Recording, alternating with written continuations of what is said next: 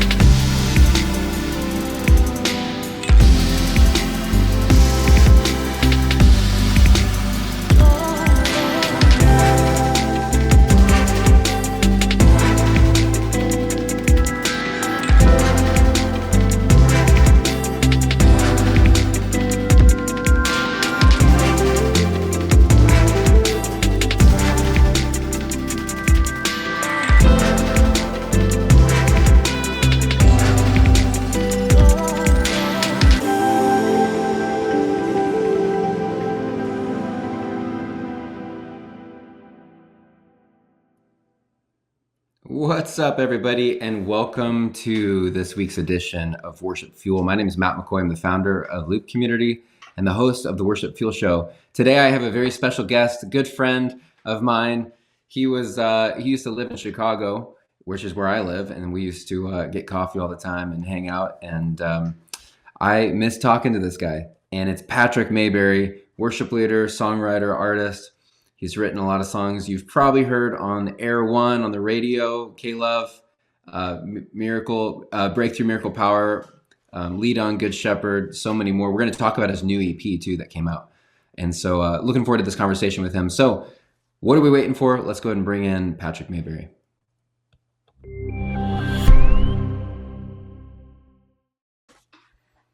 What's up, Patrick?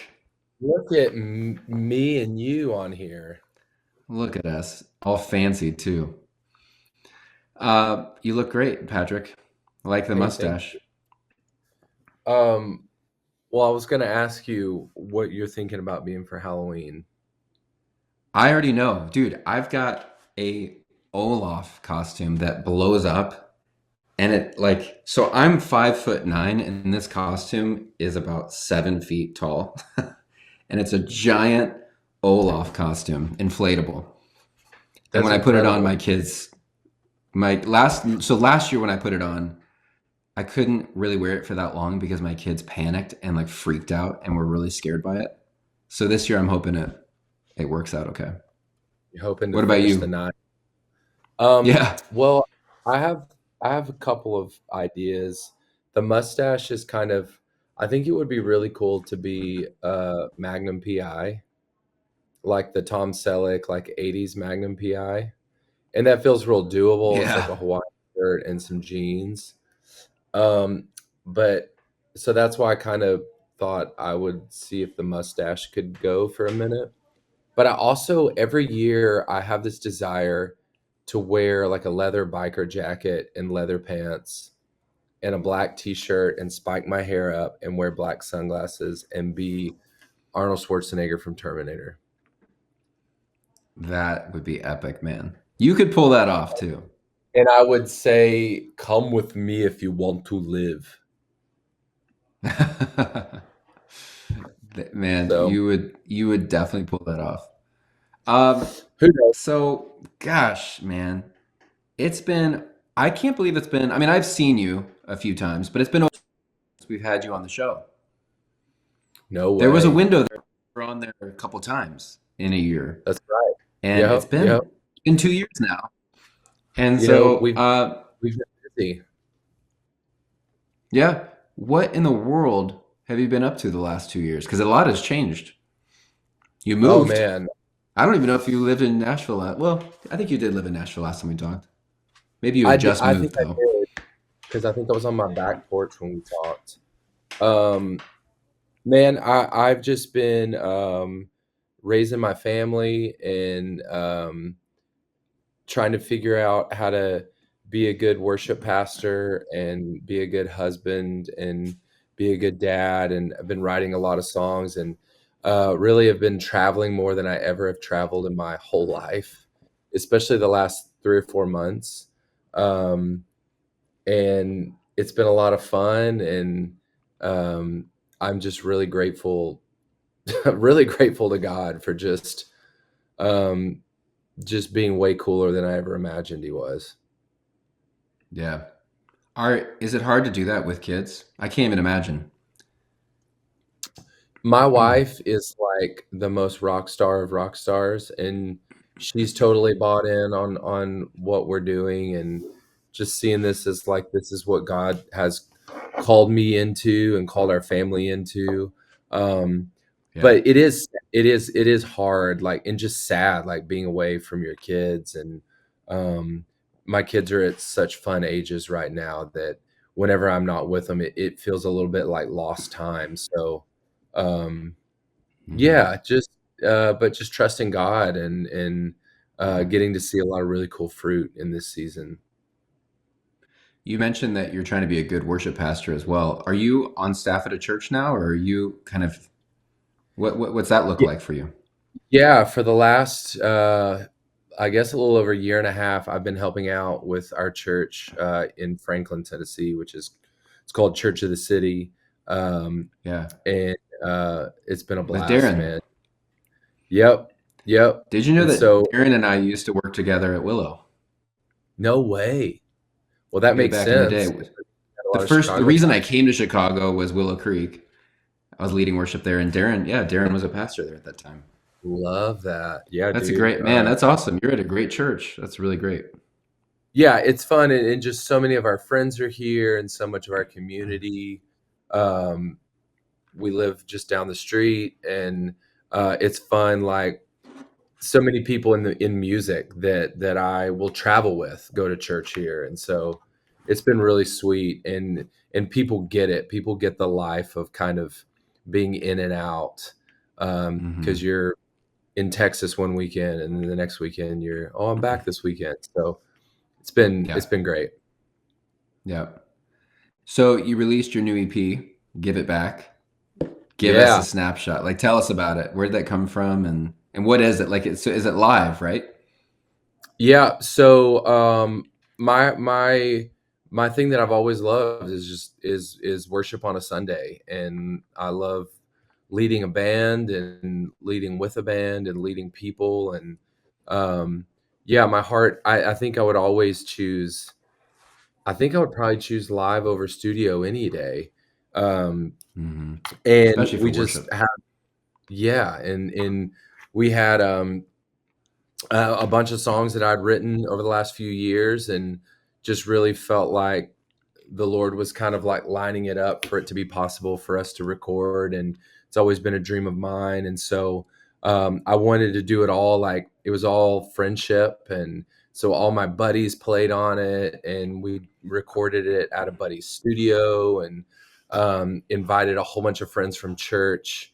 And we just had just a night of worship, and we tried to keep it as real and raw as possible. And um, so many live things you hear now are just like, all re-recorded in a studio, which is awesome. I'm not knocking that, but I just wanted to do like the most like real, raw, approachable thing. And I think we Hmm. pulled it off. I mean, we definitely like I'm not we definitely got in there and edited stuff. My vocal is just I perfectly sang it. No, I'm kidding. Um, Yeah. Did um, you retrack all your vocals? no, I did. I resang 3 phrases because you couldn't understand what I was saying. But the Yeah. vocal is all real, and there's lots of cymbal bleed in them, and everything Cool. is like from the night. And I feel like we walked the line of doing something that's really, for lack of better terms, like competitive in the world of music, but it also is just really live and raw and kind of in your face. And I'm really proud of how it turned out. My buddy Jacob Arnold, who played drums on it, was kind of the mastermind behind the production. And yeah, dude, I'm so pumped that it's out. It came out on Friday, and 3 of the songs were previously recorded. The song "Holy Spirit Come," and this other song that I did with Worship Together called "The God You Are," and then another song called "What My Father's Like" that I did on another church album, and then 2 new songs. A song called "Jesus Is Enough," and then the title track "Give It Back." Yeah. So yeah, dude, it's really fun, and I'm so proud of it, and glad that it's out in the world, and really hope that the songs can minister to people. And what's cool Yeah. about like worship recordings, and for anybody that might watch this, and you're on the fence about a worship recording with your church, it's neat because God was really present in the room that night, and and but I think that God can be just as present when someone's listening to these songs in 6 months driving in their car. And I just think Hmm. that's kind of a wild thing about music is, you can, God's not confined to just this one live recording, but the hope is that the songs would be shared and spread, and someone would stumble upon it on a playlist, and they can experience God right wherever they are, whenever they are 10 years from now, have a real intimate transformational experience with God. And so I think that's a cool thing about when churches record music is you're capturing something that God can use for years and years and years to come. Yeah. That is pretty amazing. What's your favorite song on there that you think is just gonna be great for churches to sing? Oh man. I don't know. I love them all. They're all just unapologetically like church band songs. And Yeah. uh I'm partial to um I mean they're all fun. I think Give It Back is really sweet and different, and it feels like a joyful it's the idea of kind of Romans 12, like in view of God's mercies, offer yourselves as living sacrifices, holy and pleasing to God. This is your spiritual act of worship. The idea that in view of God's mercies, God gives, and so we Yeah. respond. And so kind of just it's a response song of all the good and all the things that God has done in our life. What choice do we have other than just to respond and give it all back to him? So I'm excited to see that song. There's a song that it seems it's funny because when you do a project, you'll get this. You have your song that you want to be everybody's favorite, and then Hmm. everybody has their opinion of no, this is the song. And so everybody seems to love the song "Jesus Is Enough," and I love that song so much. But in my head, I'm like, no, I want "Give It Back" to be everybody's favorite. Um, but people are loving the song "Jesus Is Enough," and um, it'll just be cool to see, Yeah. uh, over the next couple of years where the songs find their ways. I think that's the coolest thing about worship Right. songs is like you hear these crazy stories about, oh my gosh, I heard this song, on the other side of the continent, on the other side of the globe for all Yeah. sense and purposes, and it just can take years, and but I think it's so Yeah. cool, the power of songs. It can take, yeah, and you never know. Like a couple years from now, like a song is found on an album, and worship leaders just eat it up. I was even thinking about something like "Holy Forever," which is a massive song, right? Huge. I remember when I first Yeah, heard it, like 3 years. I can't remember when it came out. Gosh, time is like time warp. But I remember like it was released. It was an awesome song, but like it didn't catch like fire until like about a year later. It took about yeah, a year for it to like get momentum, and now everybody has done a recording of it, and every church is singing it. Like it takes time, and you never. I yeah, mean, that one obviously is like a church song that's meant for every yeah. church to sing.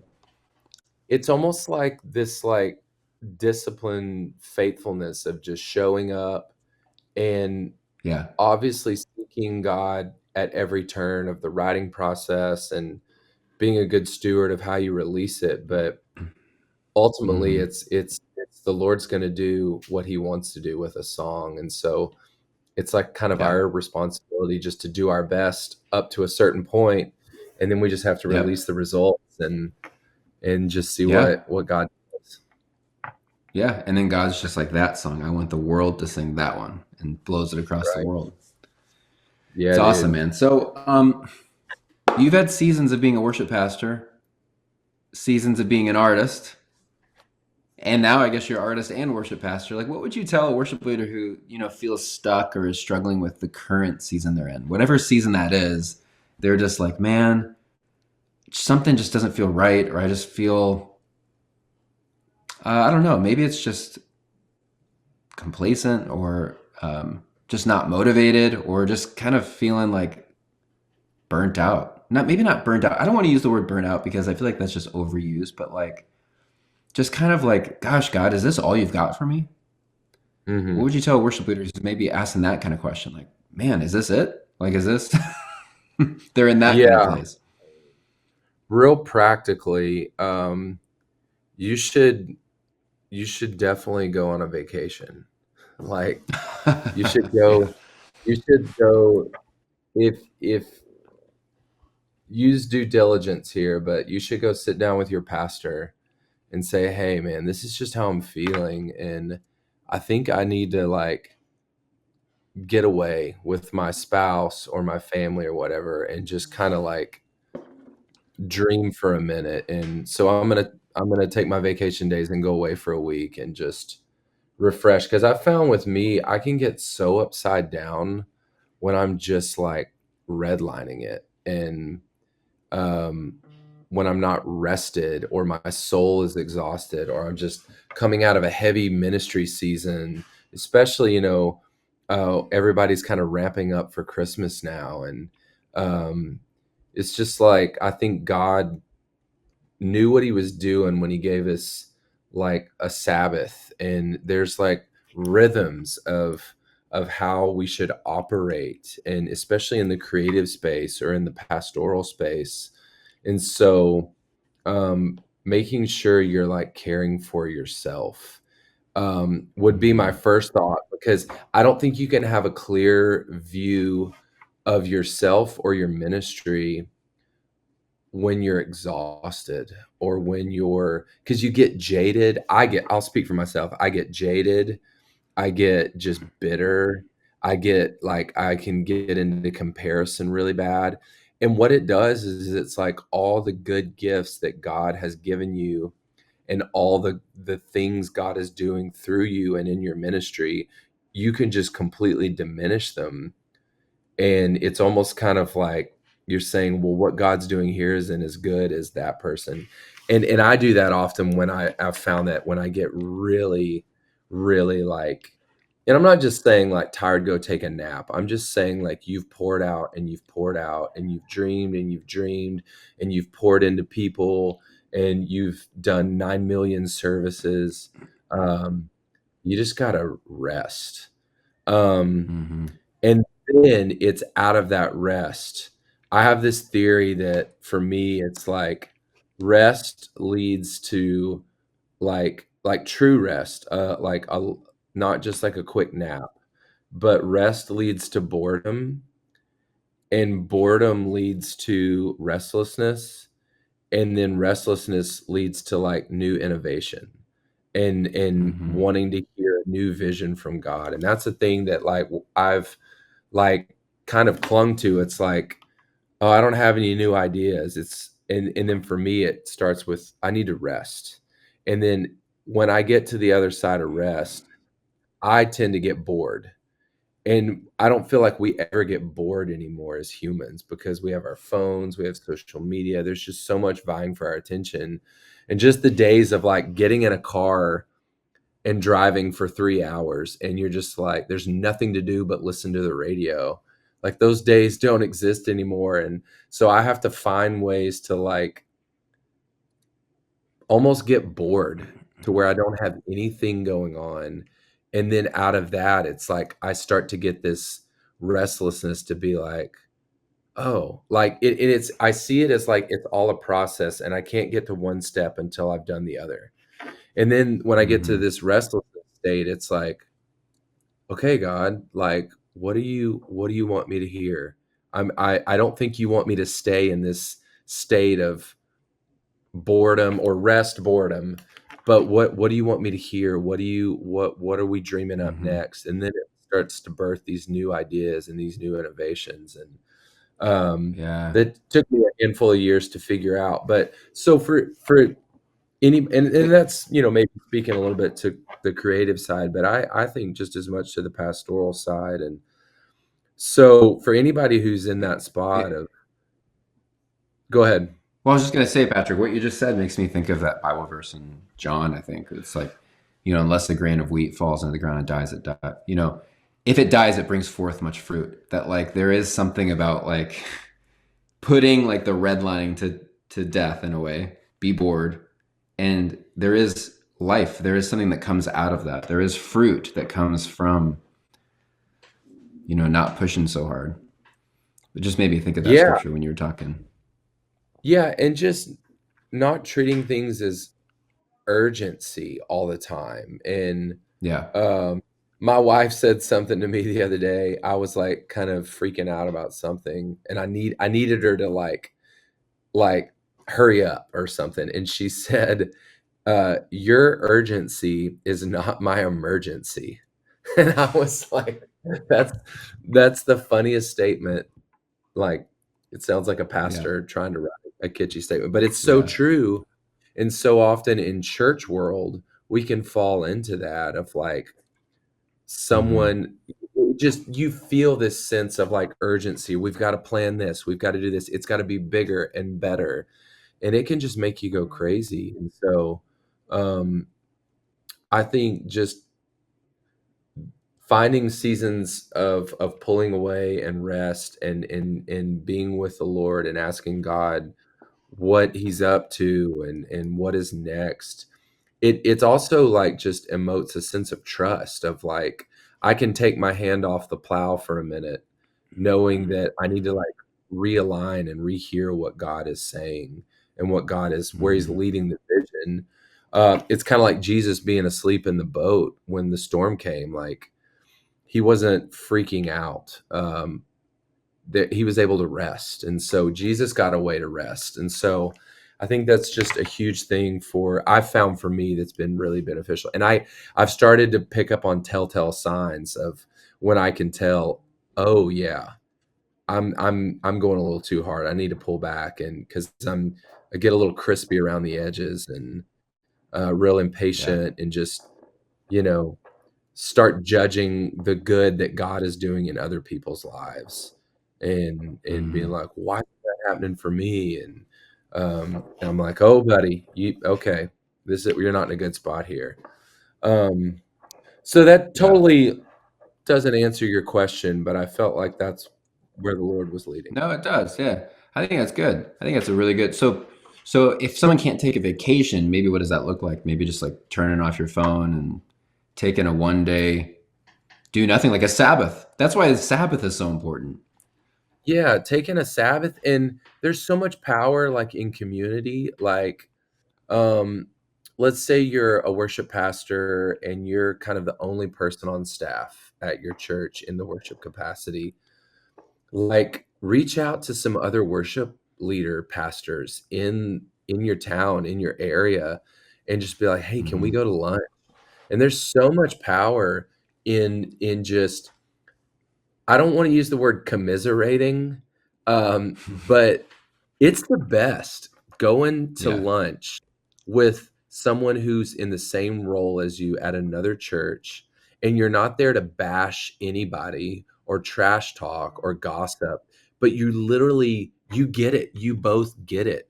We get Yeah. that pastors have last minute big ideas, or we get that volunteers sometimes don't get the vision, or they don't care about being on time, or we there's just something really powerful about being able to have a friend or friendships of other worship leaders and worship pastors, just to be in community with, be able to Yeah. pray for each Yeah. Yeah. Oh man, that's all very, very good advice. That's for real. other. Um, so there's a question on here that I feel like we talk about a lot with people, and I want to tweak it differently. Because the question is basically like, what would you tell a worship leader that has, started songwriting and wants to release their own music? And that question, I think, has just been talked about so much. Let's tweak it a little bit because I'd be curious to hear your perspective on this because you did that. Like you were grinding when I knew you in Chicago at Soul City. Like you were grinding, you were songwriting, you were you were producing your own music, I believe, Yeah. releasing music with the church, and you were wanting to like kind of end up doing what you're doing now, I believe. And what would you say to worship leaders who like for years have been songwriting, trying to release music, maybe releasing music, maybe not, and it just feels like the dream is dead. There was a dream there, and it's not happening. Doesn't come to fruition. Because I think there's a lot of worship leaders in that spot. It's not just like, hey, they want to start songwrite and start releasing their own music. Maybe they've done it, and it just feels like it's just not happening. What would you say to that? What do you think? Oh man, I don't like that question. That is a hard one, Um, isn't it? I threw a hard ball at you, Patrick, but just because yeah, I know that you know it, I think you know. I think you understand, kind of like you were just talking about having lunch with a worship leader. Like you get worship leaders, you get what's going through their minds. You get these people who want to uh, songwrite, want to release music, want to maybe have a song on the radio, want to tour, but it just never happens. It never comes to fruition. um, I was sitting with a friend yesterday who was a pastor for probably 30 years and kind of stepped away from pastoring, and he lives in Nashville now, and he's been pursuing songwriting, and he's the neatest, freest person that I've I've I've been around in years. And um I said something to him yesterday. I was like, you know what I've noticed about you? When we hang out, you don't have an agenda. Like you never have an Mm, agenda. You just want to mm. be here. And he's like, I Just just hang. think that he's in his 60s, and he's like, I think that's what God's called me into. And he said for the longest time, he wanted to move to Nashville and be the guy. And he wanted to Mm, be like this voice and this personality that people look to. And he's just like, I just don't think that's me. I don't mm, think I don't think that's what God has for me right now. And we this is I hope this connects, but he's written more songs for other people that are like totally impacting people.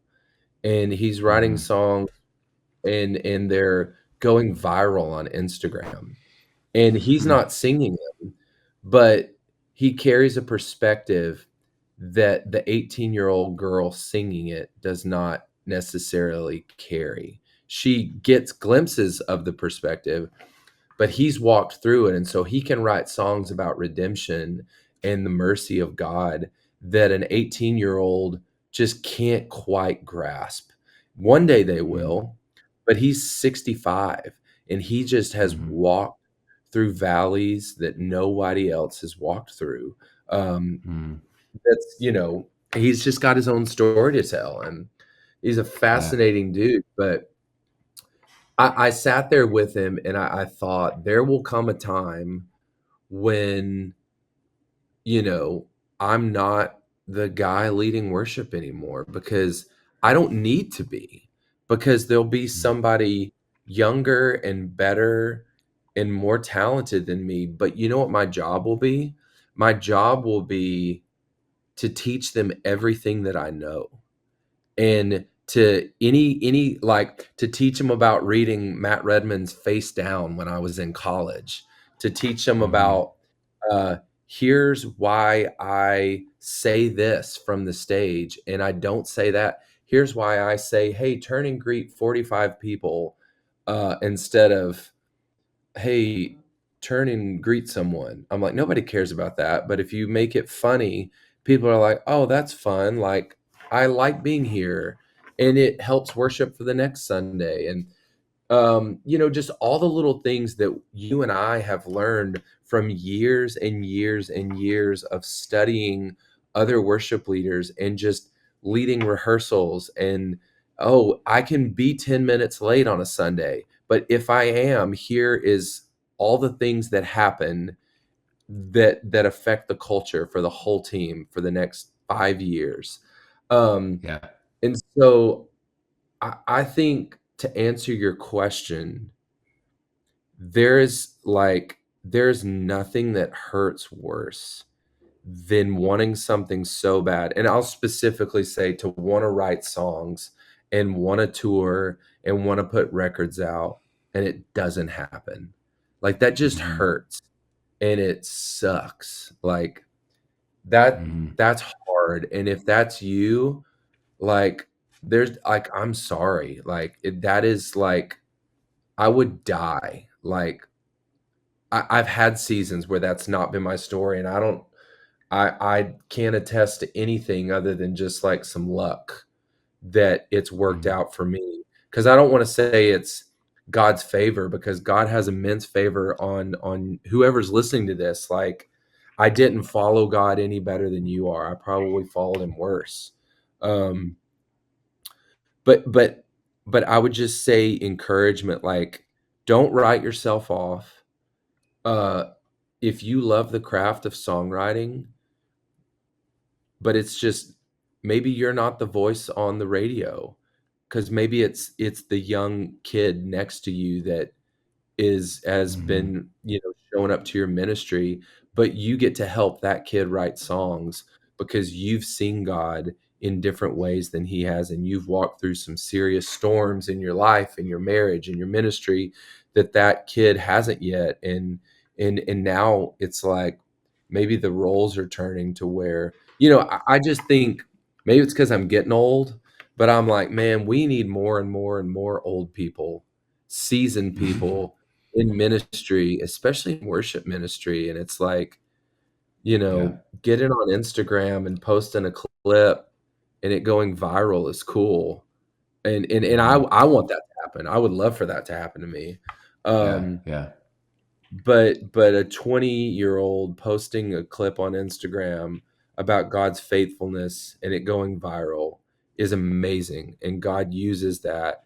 And that 20-year-old knows God's faithfulness. But you and I, we know God's faithfulness as almost 40-year-old dudes. A Mm-hmm. 60-year-old knows God's faithfulness as a 60-year-old. And it's just different levels. It's like, the deeper you get, the Yeah. further you get into life and years, life is hard. Horrible, bad things happen. Things that we would never dream or imagine happen because we live in a broken world. But time and time again, it's like, I didn't know I was going to see Mm-hmm. God's faithfulness through my parents getting really sick. And that's been a whole hard season of life. But it still Mm-hmm. hurts, but I'm seeing God be faithful in a new way. And it's like deepening the well. And it's like, so it's changed my songwriting, and it's changed my theology, and it's changed how I lead worship. And um, my buddy at church who's 20, and he's a talented dude, and he's just so kind, and he's just an upstanding young gentleman. He doesn't know God like that yet. And I believe that he Yeah. will.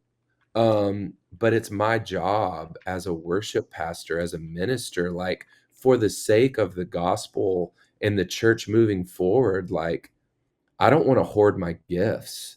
They Yeah. were all given to me, one by God, and then two, I learned it all from watching Matt Redman, or watching Chris Tomlin, or watching Christian Yep. Stanfill, or Cody Carnes, or Yeah. Phil, or Brandon.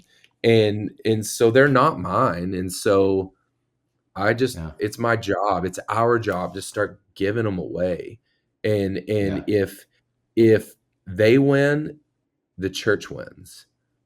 Yeah. And that's like Right. how I want to view it. Like, I don't know, but you gotta. It's hard to die to yourself, especially when you want it so bad. Like Yeah. that's a pain that there's nothing I can say that alleviates that pain. Yeah. Especially, I know for it's just the music, the music and all. That's what we want, you know. yeah, right. And it's a tale as old as time as well. I think it probably athletes feel the same thing. They grow up their whole life thinking they're going to be an NBA basketball player, and then they don't Yeah, make the cut. And now they're a realtor or something, and they're like, "What am I doing?" I was supposed to be an NBA player. yeah. Um, Man, well, that was a curveball question, and I think that there's a lot of gold in there. Thank you for answering that. We only have a few more minutes left, but I want to ask you one final question. Give us just a peek behind the curtain of like, what does just a normal day or week look like for you? Like when you wake up in the morning, are you the breakfast guy in the morning? Are you making all the kids breakfast, or are you doing school Oh, drop off, or like what does a day look like for you typically? all the things. Okay, so typical day. Um, Do you yeah, wake up it's early?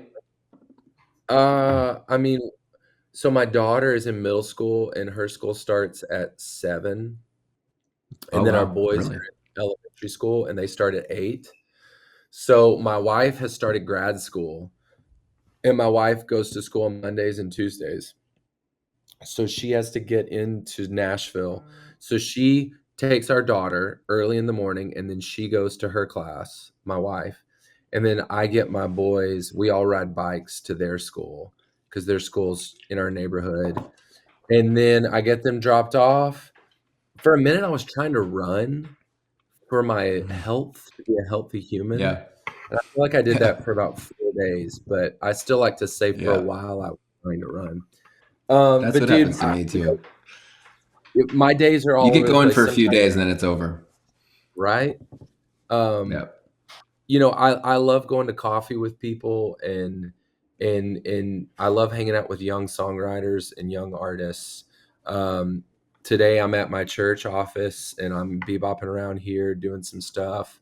Um, so I have a little studio space, and sometimes I'm over there songwriting or tracking vocals for some demo, um, and then some days I'm just gone. I'm not even here, and I miss out on all the fun stuff of life and making dinner with my family and shuttling my kids to soccer practice because yeah, I'm in some town playing some random worship thing. So yeah, it's a yeah, fun season of life, and it's very all over the place. I feel like I yeah, know what I'm doing the next hour, and that's about it. And that's yeah. anything more than that is too much brain Right. capacity to keep.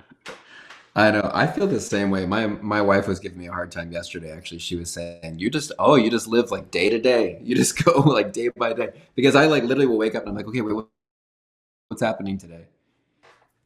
Yeah. See you, man. Bye.